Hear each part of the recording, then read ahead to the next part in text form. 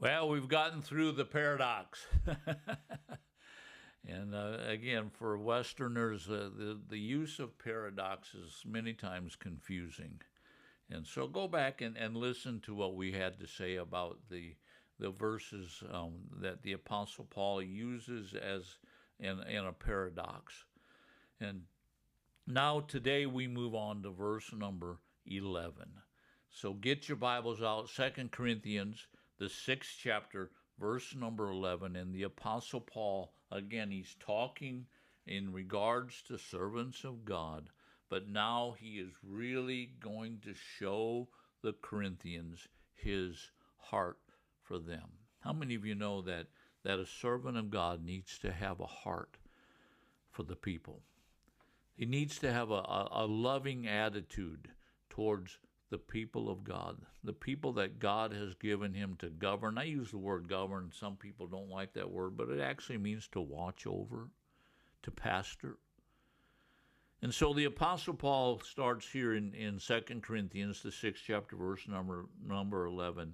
Our mouth has spoken freely to you, O Corinthians. Our mouth. In other words, what's Paul talking about? He says, I have opened my mouth to you. I have spoken to you. I have spoken to you freely. How many of you know that there's some people that don't speak freely? I don't like buying cars. Now, I buy used cars. I don't buy new cars anymore, but I buy used cars occasionally. And I really don't like to walk into a salesman's office. In fact, I don't like salesmen. I love salesmen, but I don't like heavy sales people. I walked into a place the other day looking to buy a new computer for our office here. And this guy put such a hard sale on me. And you know what? I said thank you and walked away. I just don't like it. Well, Paul here is saying, I'm talking to you freely. He says here, our mouth has spoken freely to you. In other words, we are open to you. We have opened our mouth to you. We've spoken to you in a way that we've spoken freely. We've spoken honestly with you. And he says, our mouth has spoken freely to you, O Corinthians. He's addressing the Corinthian church. He's addressing them personally. He's addressing them openly.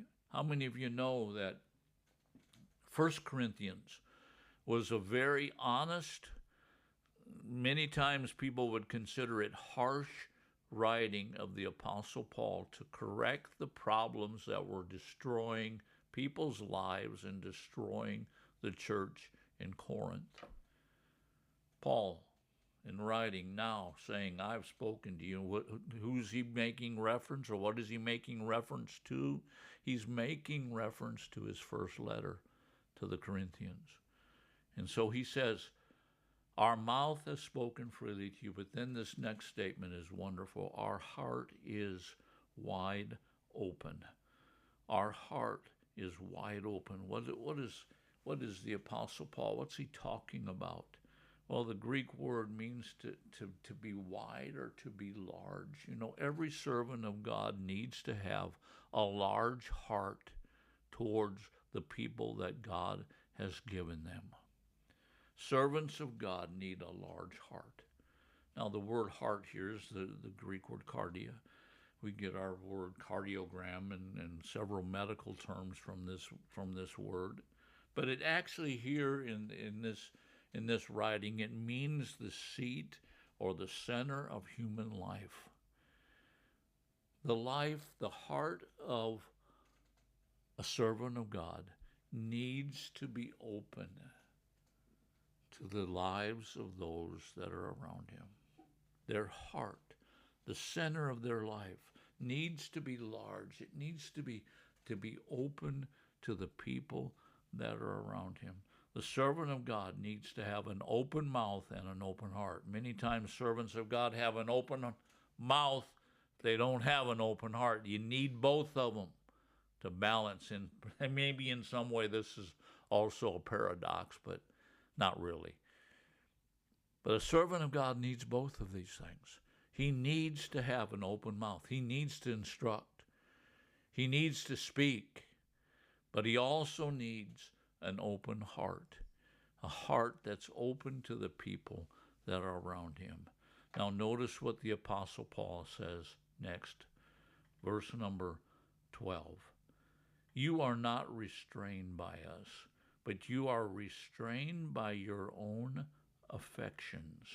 The word restrain means to crowd into a narrow place.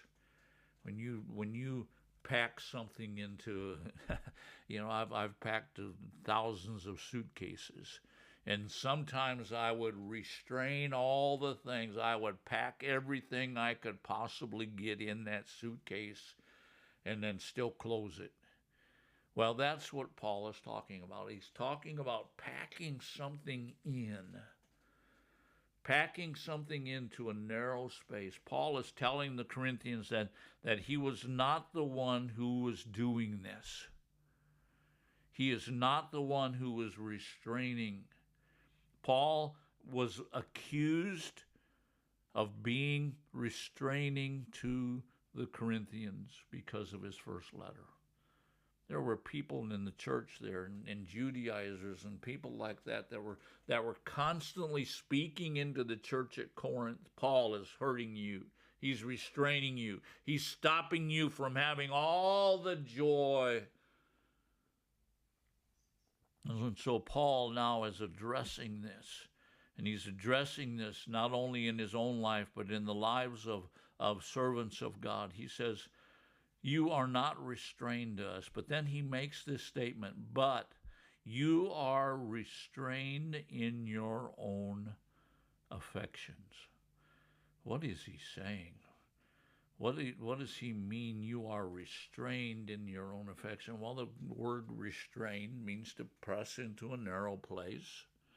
You are pressed into a narrow place. You are crowded in.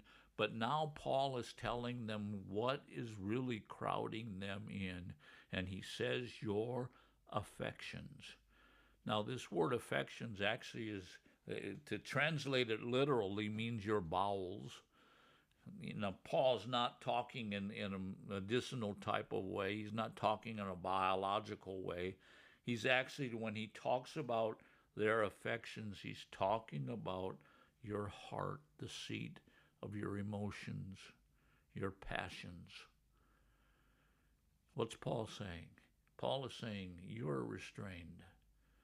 And now he doesn't say good or bad.